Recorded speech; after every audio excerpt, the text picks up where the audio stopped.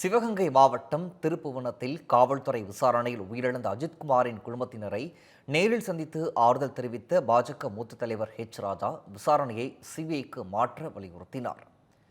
மடப்புரம் கிராமத்தைச் சேர்ந்த அஜித்குமார் காவல்துறை விசாரணையின் போது காவலர்கள் தாக்கியதில் உயிரிழந்தார்.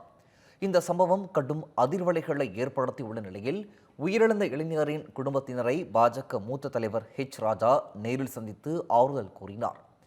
தாயார் மாலதி, சகோதரர் நவீன்குமாரிடம் வழக்கு விசாரணை குறித்தும் கேட்டறிந்தார்.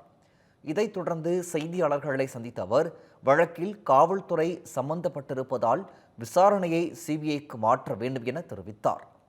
உயிரிழந்த அஜித்குமாரின் குடும்பத்திற்கு அரசு 25 லட்சம் ரூபாய் இழப்பீடு வழங்க வேண்டும் எனவும் வலியுறுத்தினார். சாத்தாங்குளத்தில் வானத்துக்கும் பூமிக்கும் குதிச்ச முதல்வர் குடும்பம் இன்னைக்கு வாயே திறக்கலையே. ஏன் இந்த குடும்பத்துக்கு இது ஹிந்துங்கிறதுனால இன்னும் காம்பன்சேஷன் இல்லையா? எனக்கு தெரியல.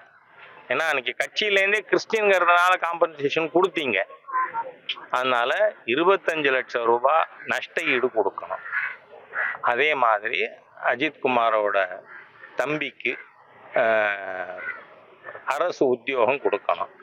மூணாவது, எனக்கு ஆரம்பத்திலேருந்து திமுக அவங்க அன்னைக்கு வண்டியில் ஏத்தலைன்னா நான் இதை பற்றி பேசியிருக்க மாட்டேன். அப்போ ஆரம்பத்தில் திமுக தலையிட்டு இருக்கிறதுனால சிபிஐ என்கொயரி மட்டும்தான் நியாயத்தை வழங்க முடியும்.